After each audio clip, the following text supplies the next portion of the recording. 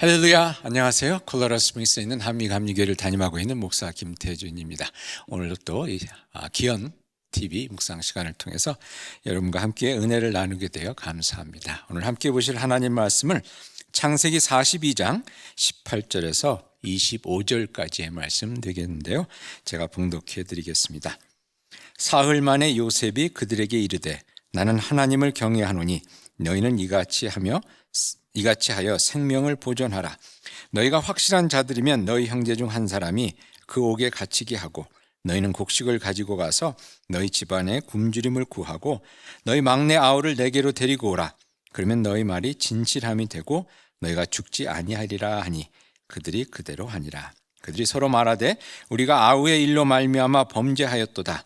그가 우리에게 애걸할 때에 그 마음의 괴로움을 보고도 듣지 아니하였으므로 이 괴로움이 우리에게 임하도다. 루벤이 그들에게 대답하여 이르되 내가 너희에게 그 아이에 대하여 죄를 짓지 말라고 하지 아니하였더냐. 그래도 너희가 듣지 아니하였느니라.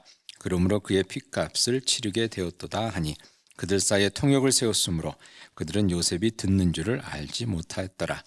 요셉이 그들을 떠나가서 울고 다시 돌아와서 그들과 말하다가 그들 중에 시므온을 끌어내어 그들의 눈앞에서 결박하고 명하여 곡물을 그 그릇에 채우게 하고 각 사람의 돈은 그의 자루에 털어놓게 하고 또 길 양식을 그들에게 주게 하니 그대로 행하였더라. 이 말씀은 하나님의 말씀입니다. 말씀을 주신 하나님께 감사드립니다.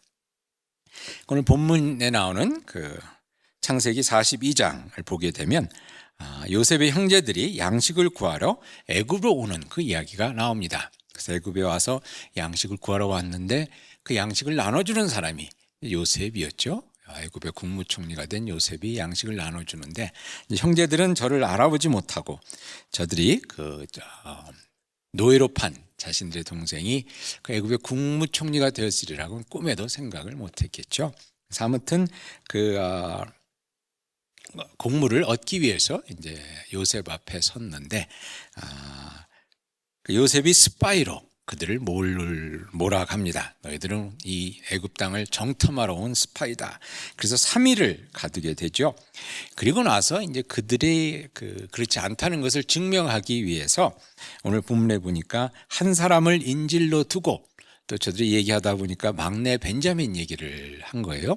그래서 그 막내가 진짜 있는지 그 막내를 데리고 오라. 이렇게 이야기를 합니다.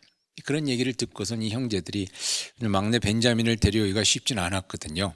그 아버지 야곱이 참 요셉을 잃은 그 슬픔 가운데 있으면서 이 동생까지 잃을까 봐 이 동생은 또 일부러 보내지 않았는데 그 동생을 또 애굽으로 데려와야 한다 그러면 그 아버지가 어떻게 생각할까 이런 고민 속에서 서로 이제 이야기들을 나눕니다. 우리가 그때 요셉이 그렇게 애걸할 때 그를 풀어주지 않고 형제에게 그렇게 한 것이 다 우리에게 다시 돌아오는구나. 뭐 이제 이런 얘기들 하는데 요셉은 이제 그것을 모르는 척 애굽 그 통역사를 두고서 이야기를 나눴기 때문에 못 알아듣는 척 하고 있다가 오늘 24절에 보니까 이렇게 나옵니다. 그들을 떠나서 울고라고 나옵니다. 그들을 떠나서 울고 그 형제들의 그 모습 하는 이야기를 들고선 이 서름이 복받쳐서 옆에 가서 울고 그리고 다시 돌아왔다는 그런 이야기입니다. 이제 그 말씀을 보면서 그런 질문을 해보게 됩니다. 요셉은 왜 울었을까? 왜 울었을까? 그 후에도 보면 요셉과 형제들이 다시 만나는 그 이야기 속에서 요셉이 우는 이야기가 이제 이렇게 많이 나오는데요. 그 다음 장인 43장 30절에 보니까 이제 요셉이 벤자민을 이제 다시 데리고 오는데 그 아우를 보고 43장 30절에 보면 급히 울 곳을 찾아 안방으로 들어가서 울고라고 나옵니다. 급히 그냥 그 형제를 보니까 또 만감이 교차하면서 이렇게 울었다고 되어 있고요. 또 45장 2절에 보면 그 형제들에게 자신을 밝힌 다음에 요셉이 큰 소리로 우니라고 되어 있습니다. 큰 소리로. 근데 그 소리가 얼마나 컸냐 하면 바로의 궁중까지 들렸다 이렇게 나옵니다. 바로의 궁중에까지 그의 울음소리가 들렸다. 요셉은 왜 이렇게 울었을까? 생각해보니까 참 진짜 만감이 교차하고 참 여러 가지 복잡한 그런 감정 가운데 그렇게 울음이 터져 나오지 않았을까 하는 생각을 해봅니다. 한편으로는 가족을 다시 만나니까 반가워서, 형들의 모습을 보니까 반가워서 또 울음이 나올 수도 있고요. 또 서러워서 또 울었을 것 같아요. 형들을 보니까 형들에게 팔려서 그동안 노예에다 감옥에다 갇히고 참 혼자서 어린 나이에 이국 땅에 와서 그 고생한 그런 일들이 참 이렇게 눈앞을 스쳐가면서 참 서러운 마음도 들었을 것 같고, 또 괴로워서도 울었을 것 같아요. 형들을 보니까 용서를 해야 되겠는데 용서는 쉽게 안 되고, 그러는 가운데서 참 괴로웠던 것 같습니다. 그 요셉이 보면 형제들을 만나서 금방 내가 당신들의 형제요라고 이야기하지 않고 이렇게 저렇게 시간을 끕니다. 그리고 형제들을 또 좀 이렇게 괴롭게 하는 일도 합니다. 뭐 돈도 다시 집어넣어서 또 그들이 또 이렇게 도둑처럼 이렇게 느끼게도 하고, 이제 그러는 가운데 요셉은 참 어떻게 보면 그 형제들을 만나면서 그 형제들을 용서하고 그 관계를 또 새롭게 하는 것이 쉽지 않았던 것 같아요. 사실 생각해 보면 그렇지 않겠습니까? 진짜 억울한 마음도 많았을 거고, 진짜 미운 마음도 많았을 거고, 또 반가운 그런 사랑의 마음도 단 적지 않았을 것 같고요. 근데 이런 참 복잡한 가운데서 요셉은 울면서 눈물로 자신의 마음을 또 씻어내고 또 새롭게 하는 가운데 그 형제들을 다시 받아들이게 됩니다. 생각해 보니까 눈물이 치유약이 되었던 것 같아요. 저도 한 번은 제가 다녔던 대학교를 한 20년 만에 이렇게 다시 갈 기회가 있었는데, 그때 가서 캠퍼스를 다시 보면서 갑자기 울음이 이렇게 나오더라고요. 울컥하면서 그냥 울음이 터져 나오는데, 나중에 친구랑 그 얘기를 하면서 생각해 보니까 대학교 다닐 때 저희들 미국 와서 이 1.5세로서 이렇게 대학 다니면서 참 마음고생을 많이 했거든요. 근데 그때는 다 그러려니 하고 이걸 다 이렇게 그 마음속에 이렇게 묻어두었던 그것이 이제 오랜만에 캠퍼스에 가서 보니까 그냥 그때 서러웠던 그 마음이, 그때는 그냥 이렇게 숨겨뒀던 그런 마음이 한꺼번에 터져 나오면서 이렇게 한참을 울었던 그런 기억이 납니다.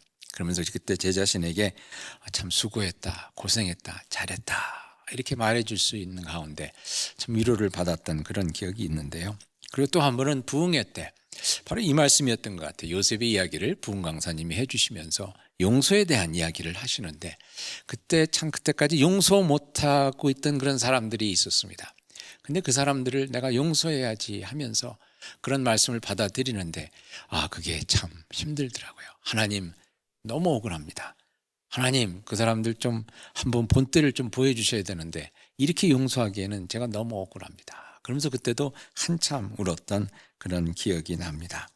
그런데 여러분, 그렇게 눈물을 흘리면서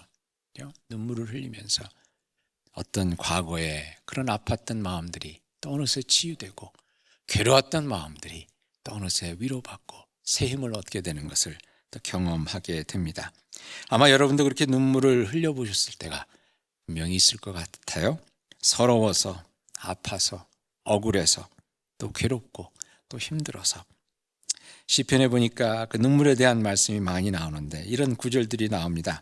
시편 6편 6절에 보니까 눈물로 내 침상을 씌우며 내 요를 적시나이다. 시편 40편 3절에 보니까 내 눈물이 주야로 내 음식이 되었도다. 시편 119편 136절에 보면 내 눈물이 시냇물같이 흐르나이다. 내 눈물로 요를 적시고 이불을 적시고 시냇물처럼 흐르고 그것이 참 내 음식이 되도록 그렇게 힘들고 어려웠던 것이 또 시편 기자의 삶의 모습이었습니다. 여러분, 그러는 가운데 바라기는 여러분들도 참 마음껏 우실 수 있기를 바랍니다. 마음껏이란 표현이 또 어떤지 모르겠지만 아까도 말씀드렸듯이 눈물은 하나님께서 주신 선물인 것 같습니다. 70년대 그 통기타 그 노래가 하나 있는데 가사가 이렇게 되는 노래가 하나 있었어요. 울고 있나요? 당신은 울고 있나요? 그러나 당신은 행복한 사람. 하나님께서 우리들의 아픔, 슬픔, 걱정, 근심, 아무튼 마음의 괴로움 이런 것들을 눈물을 쏟아서 하나님 앞에 아를 때 하나님께서도 그 눈물을 하늘의 평강과 위로로 바꿔주시는 줄 믿습니다. 누가복음의 십자가를 지고 골고다로 가시던 예수님께서 그 슬퍼하는 여인들에게 이렇게 말씀하셨습니다. 예수께서 돌이켜 그들을 향하여 이르시되 예루살렘의 딸들아 나를 위하여 울지 말고 너희와 너희 자녀를 위하여 울라. 너희를 위해서 울라고 말씀하셨습니다. 우리 자신을 위해서 울 수 있는 저희들이 될 수 있기를 바랍니다. 시편 56편 8절에 하나님께서 이렇게 말씀하셨습니다.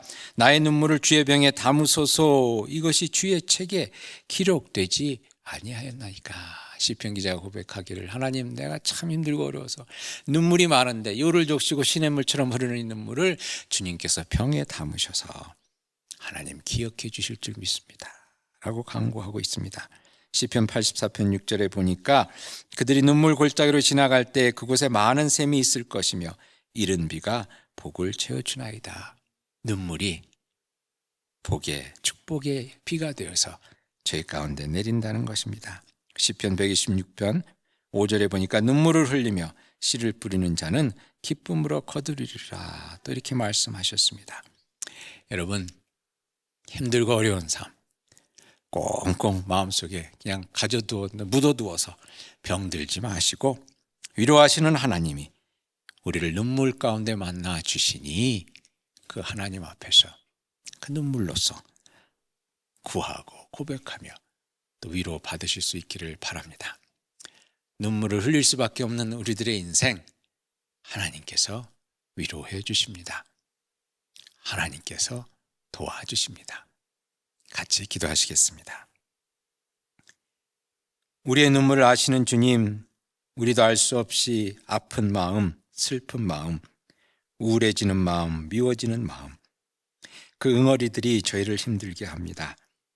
저희 마음을 아시는 주님께서 그 아픔이, 그 슬픔이, 그 마음이, 그 안타까움이 저희 흘리는 눈물 가운데 씻겨지고 새로운 소망으로 채워지도록 은혜와 긍휼, 자비를 베풀어 주실 줄 믿습니다.